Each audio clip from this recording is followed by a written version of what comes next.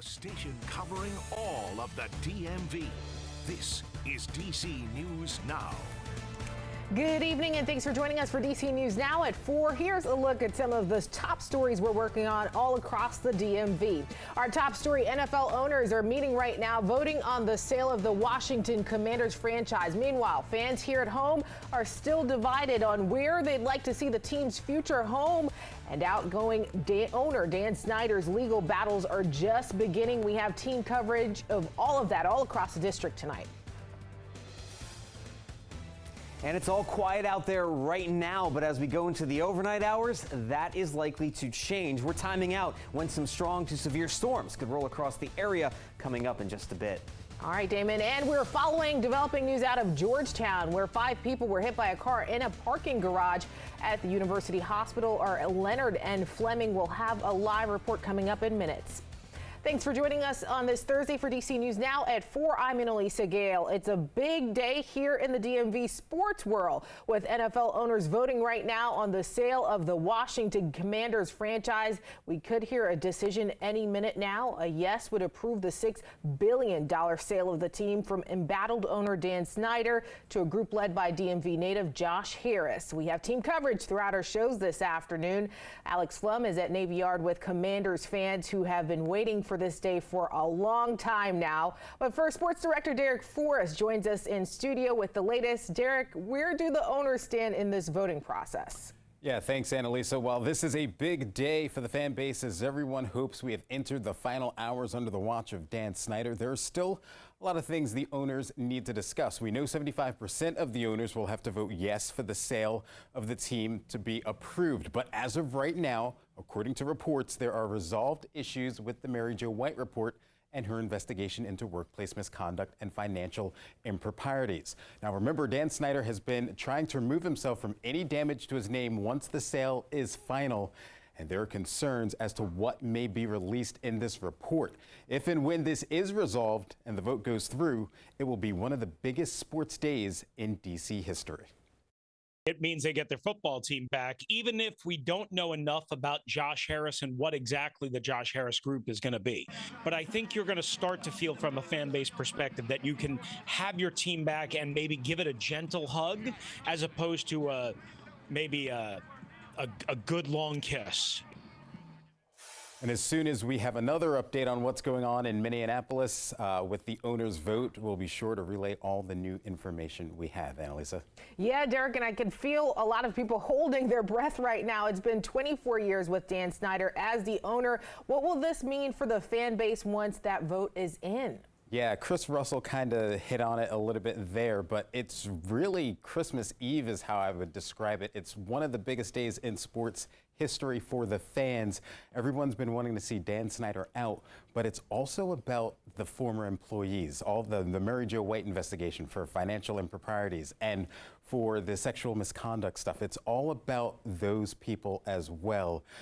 Dan Snyder has hurt a lot of people that have been inside of that building, so to have new ownership and to have some a fresh breath of air, in that building in Ashburn would say a lot to a lot of people. Annalisa? For sure. Thank you so much, Derek. And our live team coverage continues with Alex Flum. He's live out in the field right now with some fans at Navy Yard.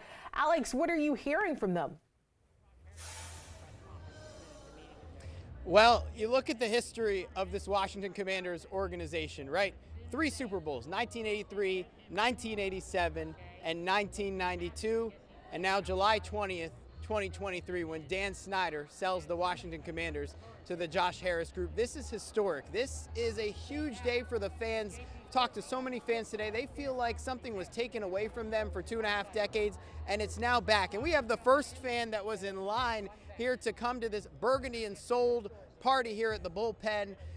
Max Cabrera from Vienna, Virginia, lifelong Washington football fan. What does this day mean to you? How special is this? Well, I moved here to the United States in 1991, witnessed the first Super Bowl, the third Super Bowl, but my first one.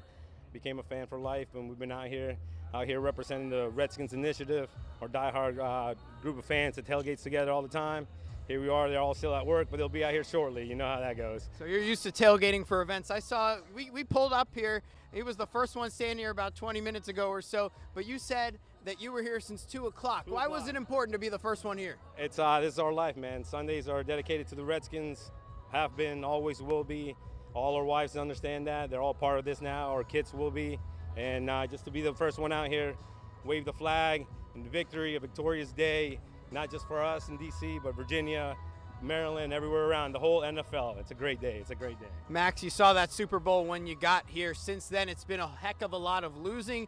Does today mark the return of the winning, do you think? I believe so. I believe so strongly. I think that today brings the true fans back to the city, and it's just going to be that more of importance to the whole United States for us to come out and win again, you know. Well, Max, thank you so much. Congratulations on today's big day. We'll look forward to celebrating here with you the next couple hours. So this party is supposed to open around 4:30 at the bullpen, but they are letting some fans in already. This place, our partners at Odyssey Radio, our friends over there, said they're from 106.7 The Fan 980 are expecting hundreds, maybe over 1,000 people here today. So if you come out to the celebration, make sure to say hi. We'll be talking to people with the Commanders and fans out here today as they celebrate this momentous occasion and this big moment in DC sports history.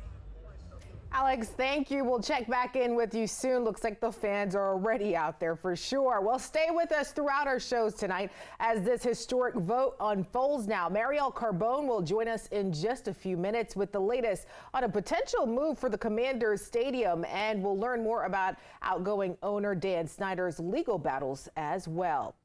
Well, switching gears now, we're taking a live look outside on this really nice Thursday afternoon. Still a little hot and humid, though, David Matson. I can tell you I was sweating as soon as I went out there. Yeah, the heat and humidity has not gone anywhere, but it is nice to see things rather quiet as we move on toward the evening. Good for those celebrations with the team changing hands.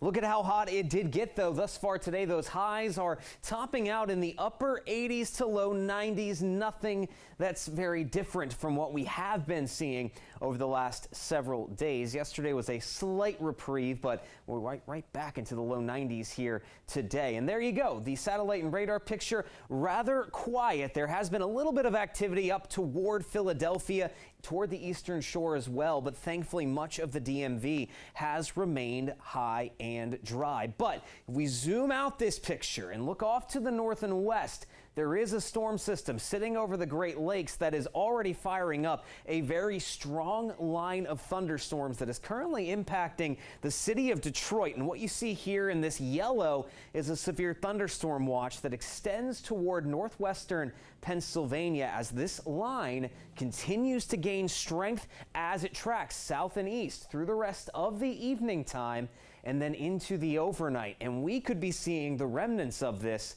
later on tonight. Now, the big question is whether or not this line is able to hold its strength as we go through the night tonight. And given how much heat and humidity we have built up across the area over the last few days, it is likely to have a very favorable environment to bring some very strong thunderstorms and some nasty weather to parts of the DMV as we go past midnight tonight. So here we are, folks. We're talking about quiet conditions the rest of your evening into the start of the night tonight. All good to go. You have no worries whatsoever. But starting around 11 p.m., then going into the early morning hours, like I just mentioned, things definitely could get a little nasty out there as you get ready for the start of your Friday morning, as we are expecting to see at least part of this line swing into portions of the DMV. And this is going to impact, like I just mentioned, your Friday early morning commutes and might even wake you up at times tonight. And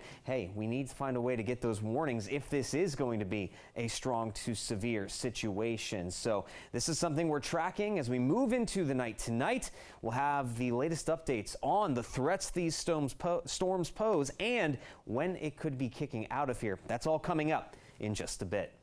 All right, Damon, thank you. Well, new tonight, Montgomery County Police are investigating a burglary in Silver Spring, Maryland. Early Thursday morning, the suspects entered Montgomery County Liquor and Wine on New Hampshire Avenue. They exited a black Mercedes and BMW, grabbing those products off the shelves, then running from that store. They got back in the cars and drove away. A $10,000 reward is being offered for information leading to an arrest.